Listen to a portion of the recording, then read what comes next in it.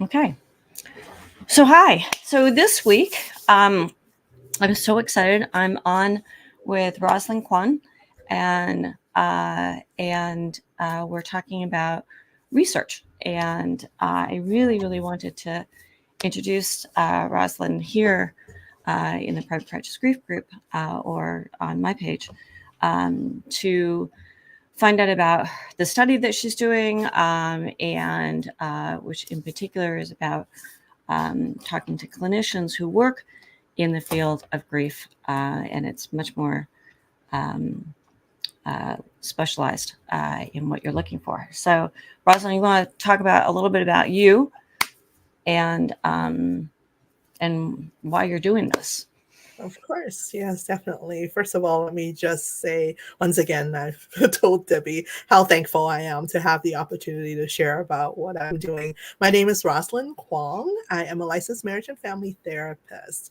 I also, in my work, focus a lot on working with people with grief, but also the very young ones. I am an endorsed infant, family, early childhood mental health specialist here in California. Great. And I'm very interested in finding out more about what the grief experience is like for the very young ones. And my passion definitely in the field, in the topic of grief, started with both my personal life and also in my professional life. I think, in just like I'm sure many of you that are focusing on this particular topic might have experienced a personal loss, or someone that you love have experienced personal losses. I myself have experienced multiple losses in my life, and um, I have really found that in my experience, because my first very significant loss happened when I was in high school. And I think because of cultural issues, because of a lot of reasons, I wasn't really given a lot of guidance in terms of how I can grieve that loss Wait. and what Mm-hmm. that's like. Yeah. And it was a lot later, until maybe like 10, 20 years later, when I first realized how much that I've experienced without really grieving that particular loss. Mm-hmm. And that really got me into finding out and wanting to study more about, what grief support should look like, or Mm-hmm. must look like for others. And then in my professional work, and as I share, I work with very young kids. And in that experience, I also realized how hard it is for families to actually talk about death, to talk about the grief of children. And there are a lot of times when there's the assumption that because they're so young, maybe because we don't know how to tell them, let's Mm-hmm. not tell them. And there Mm-hmm. had been experiences in my clinical work where children didn't find out that their loved one has died until maybe the time of the funeral. Um, Yeah. and then after that too, it is as if everybody, because nobody wants to talk about it, it becomes very difficult for them to actually express any emotions about You that. know, Rosalind, that's a really good point because this morning, actually, just earlier today, I was speaking with somebody who was talking about when was she going to inform her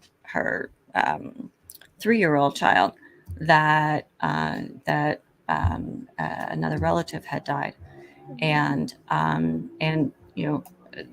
she was talking about, oh, I want to wait until, it becomes more, she has more sense of a permanence. And it was like, but she's 3. And so that doesn't usually start until about 5, 6, 7.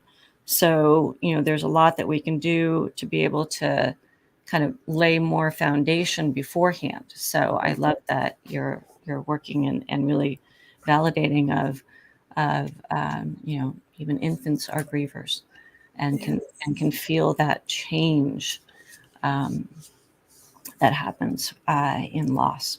Yeah. Yes. Yeah, definitely. And I think that there's a lot to be learned about how a very young child will grieve, and also how to present information in a way that is developmentally appropriate so that they can understand. What we found is that, from research, we definitely know that very young children, as young as 2 or 3, they are in fact able to engage in some kind of grief understanding. So what we know is that they can come to an understanding, of course, based on their developmental level, but Mhm. at the very young age, they definitely can engage in learning about their reaction, learning about how the other people are reacting to what is going on. And I definitely agree with you, Debbie. Yeah. So, Roslyn, can you tell us about your study and then kind of the history of it? But what's your study? What's your research about? Yes, of course. Well, we know that in the United States, there have been over 1.1 million deaths caused by COVID as of April of this year. Yeah. And that means that would leave many people bereaved, right? And that's based on World Health Organization's data. And based on demographic modeling of COVID data, it is also estimated that at least 140,000 children under the age 18 in the United States experienced the death of a primary caregiver due to COVID as of June of 2021. Wow. And to focus in a little bit more about the young ones, between January 2020 and February 2022, it was estimated that over 41,000 children between infancy and age 4 lost a caregiver to COVID-19. Now, thinking about the role of the caregiver that provides that caretaking, that routine, that sense of safety, we are looking at many children who have experienced losing that big part. Not only the person that is their primary attachment figure, they have also lost that stability and that nurturance and that Mhm. stability that is in their life. Yeah. Well, And and the whole family structure as well. yeah. It's so multi-layered. Right.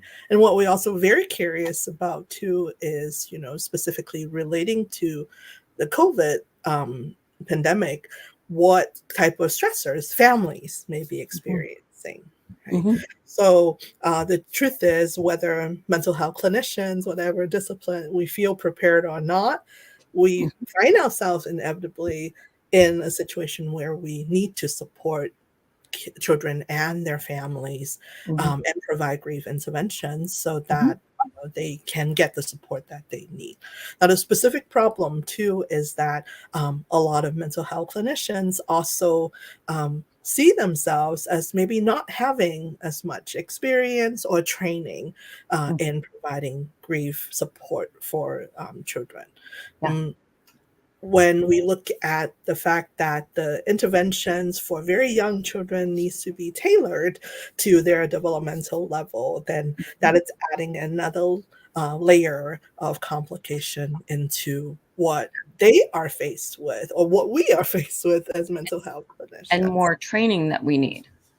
Exactly. Yeah. And what we know also is that research actually demonstrated that when mental health clinicians consider themselves, and this is from their perspective, if Mhm. they perceive themselves as having insufficient grief counseling skills, or they Mhm. feel like they have inadequate training or Mhm. preparation, then there is a very high possibility that they will try to avoid this type of work, right? Absolutely.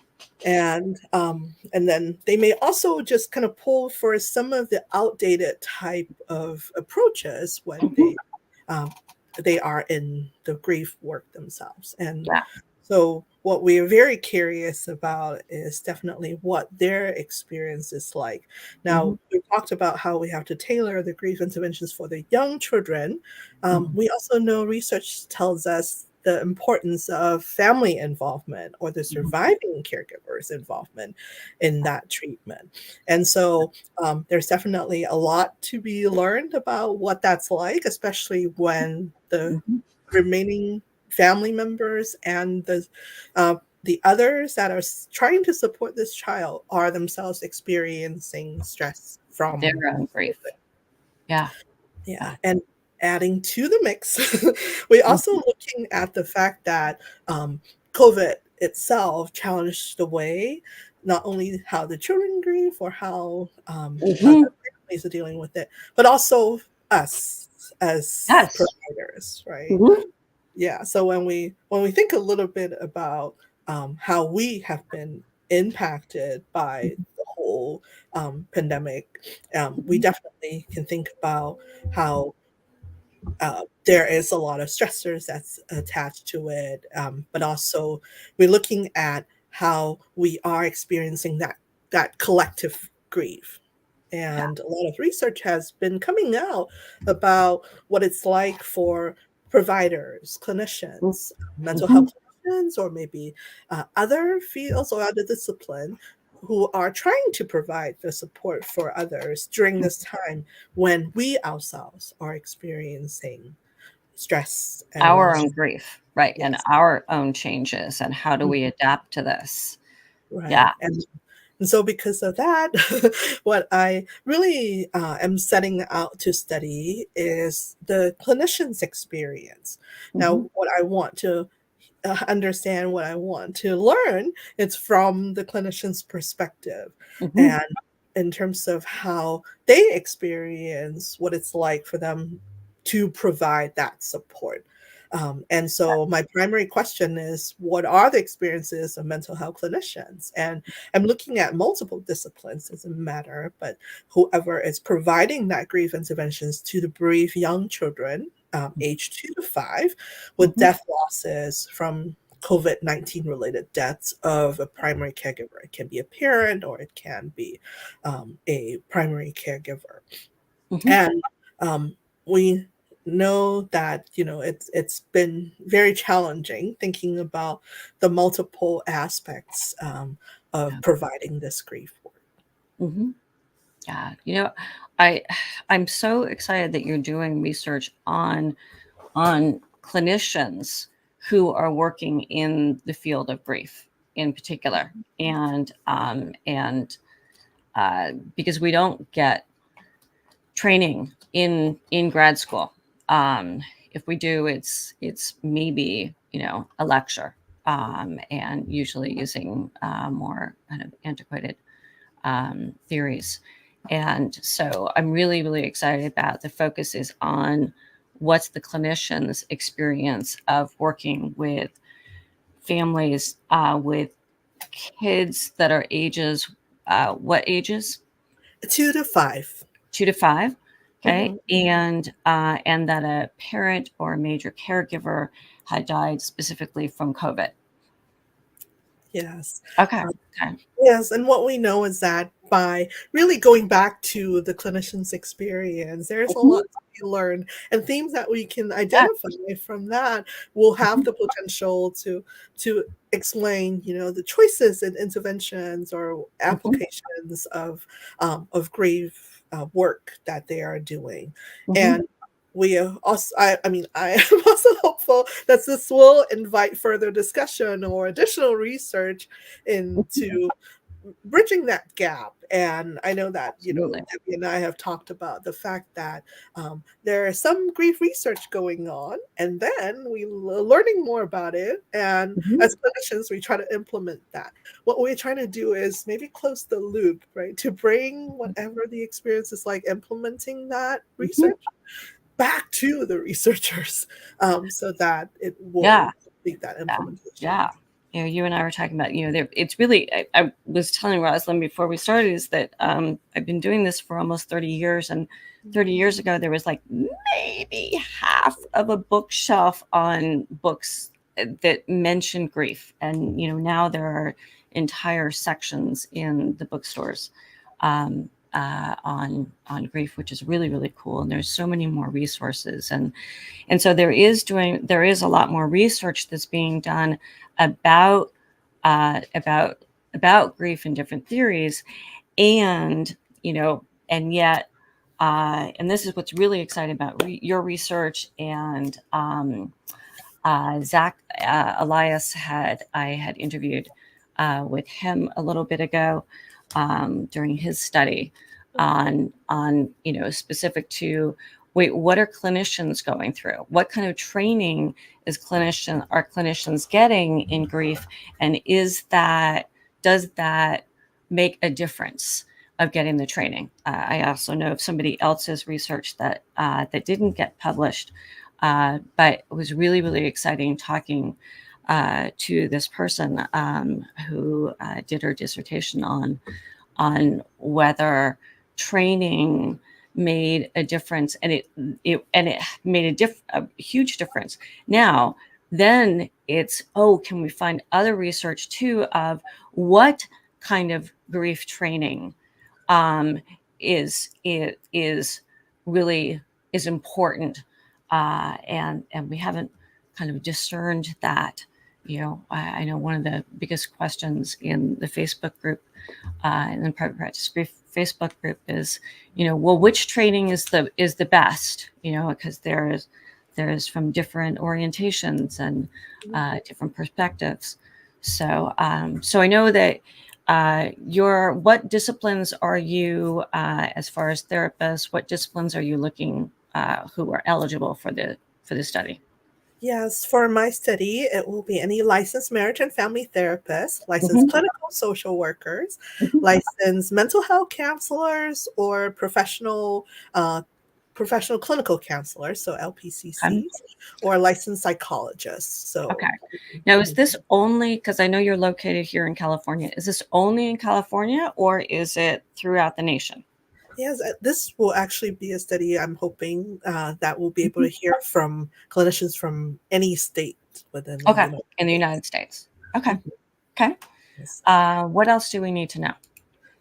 The process itself, because it's a qualitative study, it involves a semi-structured interview, and each participant will only need to participate in one 60-minute interview, and that is through Zoom. So I hope to be able to talk to different people, but it's not going to require a lot of your time. So it'll be a 1-hour interview.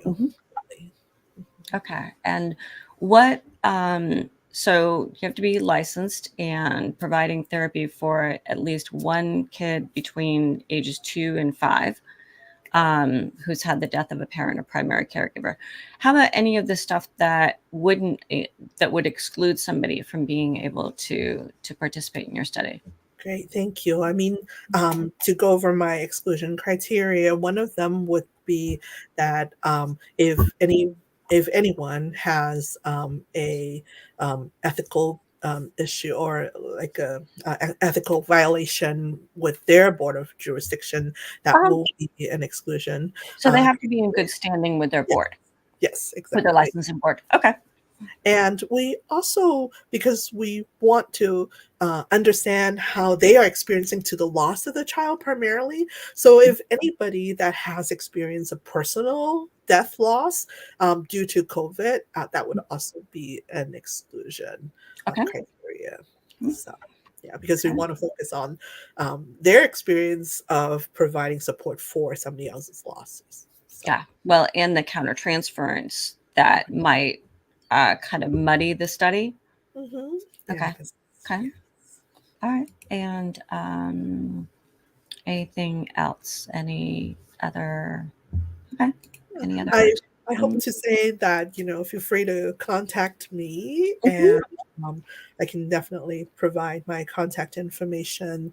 You can contact me via email at roslynkwong.lmft@gmail.com, or rkwong@capellauniversity.edu. You can also give me a call at 626-765-7067.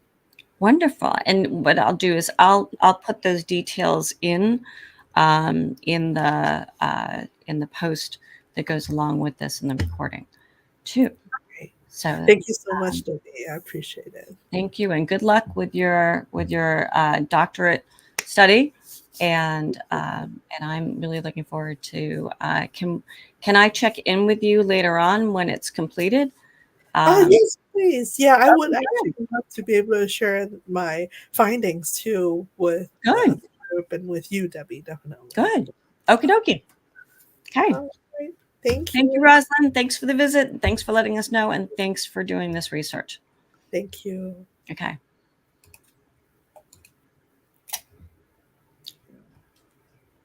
think it's ending.